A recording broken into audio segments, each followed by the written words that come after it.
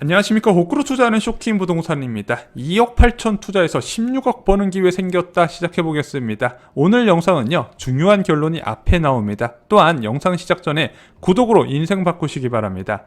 자, 금일 한 무순위 청약이 화제가 됐습니다. DH자이 개포 아파트입니다. 여기서 무순위 청약 입주자 모집 공고가 진행이 됐거든요. 자, 이 입주자 모집 공고문은요, 저희 쇼킹 부동산 자료실에서 등록을 했습니다. 그래서 앞으로 입주자 모집 공고 나오는 건 저희가 부동산 자료실에 잽싸게 업로드를 해놓겠습니다. 자, 그런데 왜 이 입주자 모집 공고가 2억 8천 투자해서 16억 버는 일일까? 그리고 이 공고로 알 수 있는 변경된 청약제도 3가지도 같이 말씀을 드리겠습니다. 이것은 모든 청약 대기자한테 도움이 되는 영상입니다. 자, 먼저 DH자이 개포 아파트 어디일까요? 자, 당연히 개포동 대모산 입구역에 위치한 초역세권 아파트입니다. 여기는 2018년 3월 9일 날 일반 분양을 진행한 지역이에요. 자, 그런데 여기가 2018년 초반 같은 경우는 아무래도 부동산 가격이 본격적으로 상승하기 전, 특히 강남 아파트 가격이 본격적으로 상승하기 전에 분양을 했던 아파트이기 때문에 지금 시세와 많은 차이가 나겠죠. 현재 개포 지역의 전용 84제곱미터는 30억을 호가하고 있습니다. 자, 그럼 궁금하죠? 어느 정도 규모로 얼마 가격이 나왔냐? 먼저 전체 5가구를 모집하게 됩니다. 전용 84제곱미터 1가구, 그리고 118제곱미터 대형 면적으로 4가구를 선발하는데 층수가 다 괜찮습니다. 자, 공급 금액 살펴볼까요? 자, 이거 좀 쉽게 요약드리면요, 전용 84제곱미터가 14억 5천만원, 그리고 전용 118제곱미터가 19억 2천만원입니다. 이게 왜 16억 버는 일인지 말씀을 드릴게요. 자, 우선 이 아파트에 당첨이 된다면 돈이 얼마나 필요한지, 필요 자금이 얼마인지부터 살펴보겠습니다. 자, 계약금만 있으면 돼요. 계약금 20%, 잔금 80%로 돼 있죠.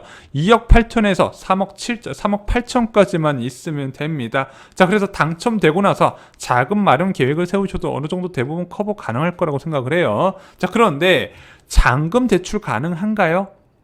안 돼요. 이 아파트는 잔금 대출이 거의 불가능합니다. 자, 지금 아파트 잔금 어떻게 대출해주죠? 은행권에서 감정평가 금액을 계산해서 KB 시세 나오기 전에 대출을 해주죠. 이것은 100% 확률로 15억이 넘어가기 때문에 잔금 대출 불가한 아파트입니다. 자, 그런데 어떻게 계약금만 있으면 되는 거냐?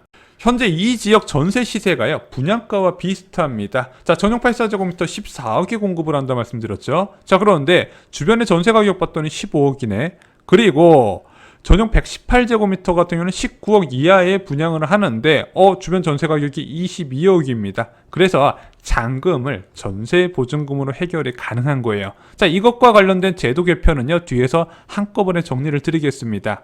자, 그런데 궁금해요. 왜 이 좋은 지역에 무순위 청약이 나왔을까?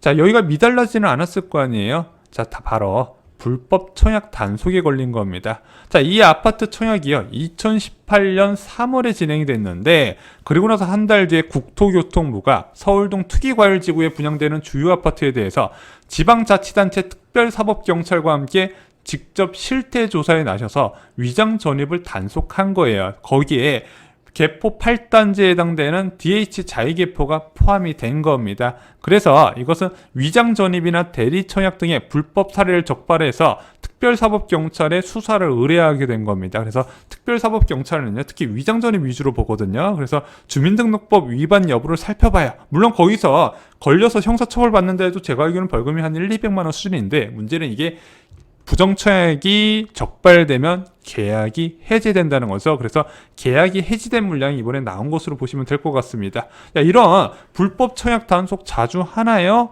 자주 하지는 않아요. 그냥 그때그때 집값이 과열됐을 때 이제 국토부나 지자체에서 그때그때 진행을 하긴 하는데, 이게 요즘 좀 더 자주 한다 이렇게 보시면 될 것 같습니다. 자, DH자이 개포 무순위 청약은 누가 신청 가능할까요? 먼저 입주자 모집 공고를 현재 서울시에 거주를 해야 됩니다. 근데 거주 기간은 제한이 없어요. 이게 일반 청약과 다른 점입니다. 또한 세대 구성원 전원이 무주택자여야 됩니다. 그래서 세대원도 신청이 가능하고 세대주도 신청이 가능한 부분인데 중복 신청은 안 하시는 게 좋습니다. 마지막으로 당첨자 성전 시 계약 여부와 관계없이 10년간 재당첨 제한에 걸리게 됩니다. 그래서 이 줍줍이라 불리는 무순위 청약이 상당히 까다로워졌어요. 제가 뒷부분에 대해서 제도 개선된 거 한꺼번에 정리를 드리겠습니다. 자, 그럼 청약 경쟁률이 엄청 높겠네요. 자, 최근에 2019년에 분양했던 위례 포레자이 무순위 청약이 있었거든요. 한 가구 8,675명이 몰렸다고 합니다. 개인적으로 생각을 할 때는 가볍게 1만 대 1 정도는 기록을 할 것 같아요. 자, 그러면은 야, 만 대 1 확률 너무 어이없잖아 이렇게 생각할 수도 있는데 로또 1등 당첨 확률이 814만 대 1입니다. 자, 로또 1등보다 당첨 확률이 800배 더 높은 거죠. 게다가 로또 1등 당첨되면 13억 받는데 얘는 최소 16억 원 벌어요. 게다가 세금 측면에서도 훨씬 유리합니다. 왜? 절세 방안이 많기 때문이죠. 자, 이 영상 보시고 화나는 분들이 있을 겁니다. 야, 첫 번째, 서울 아파트 서울 사람 아니면 청약도 못 하잖아. 두 번째, 솔직히 당첨 확률 거의 없잖아. 자, 그런데 DH자이 개포 무순위 청약 접수를 통해서 무주택자들이 아셔야 하는 변경된 청약제도 3가지가 있습니다. 그걸 좀 정리드리고 싶었습니다. 자, 먼저 무순위 청약제도 개편 부분입니다. 자, 올해 28일부터 주택 공급에 관한 규칙 일부 개정안이 시행이 됐습니다. 이 자료는 저희가 쇼킹 부동산 자료실에 업로드를 했습니다. 기존에는 지역 주택 소유 여부와 관계없이 누구나 청약 가능했던 것을 청약 대상자를 해당 지역에 거주하는 무주택자로 한정을 시킨 겁니다. 또한 무순위 청약에 당첨되는 경우 일반 청약과 동일한 재당첨 제한에 적용되는데 지금 투기과열지구는 10년, 조정대상 지역은 7년으로 늘어났죠. 그 부분도 뒤에서 체크를 해드릴게요. 자, 그래서 지금 최근에 대구 지역이 미분양이 많잖아요. 미분양이 많다 보니까 무순위 청약도 많아지고 있죠. 야, 그런데 이 무순위 청약 기준이 강화가 됐잖아요. 청약 통장 없어도 되긴 하는데 무주택자의 게다가 청약 당첨, 재당첨 제한까지 있다 보니까 부담스럽거든요. 여기서 미달하면 어떻게 될까요? 동일한 조건으로 추가 무순위 청약 접수를 받아야 됩니다. 그래서 지금 대구 지역 같은 경우는 이 줍줍 열기마다 꺾였다. 왜 꺾였냐?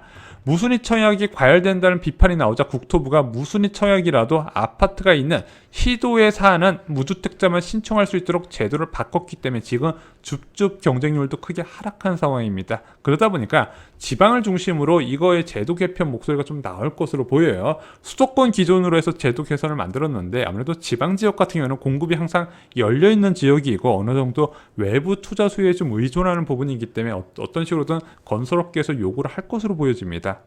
자, 두 번째는요, 재당첨 제한 강화 부분입니다. 아까 DH자이 개포는요, 당첨되면 계약 여부와 상관없이 10년간 재당첨이 제한이 돼요. 그런데 원래 5년 아닌가 이렇게 알고 계신 분 아직도 많이 계시죠.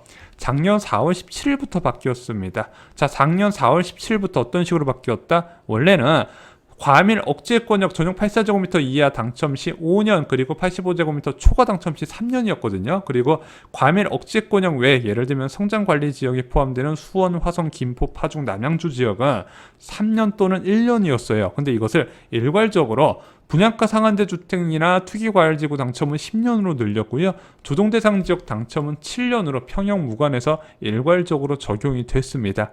자, 세 번째 바뀐 내용, 거주 의무 강화입니다. 올해 2월 19일부터 시행된 부분이죠. 언론들은 이것을 전월세 금지법이다 비꼬고 있는데, 자, 이게 다 적용되는 건 아니고요. 공공택지에 건설되는 공급되는 주택, 한마디로 신도시에 공급되는 아파트. 두 번째, 민간택지 분양가 상한제 적용 지역에서 공급되는 아파트에 적용이 되는데 최대 5년까지 적용이 됩니다. 근데 지금 요즘 주택 매매 가격이 80% 미만에서 대부분 공급되기 때문에 공공택지에서는 5년 그리고 민간택지 분양가 상한제 지역에서는 3년이 적용돼요. 그러면 근데 이게 거주 의무가 무서운 게 첫 입주부터 거주를 해야 됩니다. 그래서 잔금 시점에 전세를 놓는 것이 안 돼요. 그리고 많은 분들이 민간택지 분양가 상한제와 투기과열지구를 매칭시키신 분이 많은데 다릅니다. 다른 제도예요. 자, 이것으로 투자 목적으로 청약받는 것이 차단됐죠. 원래는 계약금만 있으면 중도금 대출과 연체를 통해서 나중에 잔금 시점에서 전세 보증을 받아 자금을 해결하는 방안, 이런 투자 방법이 많이 있었는데, 자, 그것이 이 제도 시행으로 없어지게 됐습니다. 첫 입주부터 적용을 하다 보니까 굉장히 강력한 제도였죠. 근데 궁금합니다. 왜 DH자이 개포는 전세를 놓을 수 있냐? 여기 지금 분양가 상한제 지역인 개포동이잖아. 그런데 무순위 청약에서 실거주 의무 기준은요, 본 청약 시기에 분양가 상한제 적용 여부입니다. 자, 이 DH자이 개포가 일반 분양할 때가 2018년 3월이었어요. 자, 그런데 민간 택지 분양가 상한제 적용이 된 것은 2019년 11월입니다. 개포 지역이. 그래서 이 본청약 당시에는 분양가 상한제 적용이 안 됐던 아파트이기 때문에 거주 의무가 적용이 안 되는 거예요. 그래서 투자 목적으로 청약 넣는 게 가능하다는 겁니다. 자, 얼마 전에 진행됐던 위례 포레자이 무순위 청약과는 좀 다릅니다. 여기는 실거주 의무가 있었어요. 왜 2019년에 분양을 했음에도 불구하고 왜 실거주 의무가 있냐? 본 청약 당시에 분양 사업장 위치가 공공택지였고 공공택지는 분양가 상한제가 이미 적용이 되어 있기 때문입니다. 그래서 그 차이에 따라서 위례 신도시에서 공급했던 위례 포레자이 무순위 청약은 실거주 의무가 있었고 이번에 공급되는 무순위 청약에서는 실거주 의무가 없는 겁니다. 자, 이상으로 쇼킹 부동산 마치겠습니다. 오늘 저희가 알려드렸던 무순위 청약 정보 주변 분들께 알려서 한번 청약 넣어보시라고 말씀을 해보시기 바랍니다. 그리고 앞으로도 청약 관련된 정보들 그리고 분양 소식은 저희 쇼킹 부동산 자료실에서 빨리 올려드리겠습니다. 좋아요, 구독, 공유 꼭 부탁드립니다. 감사합니다.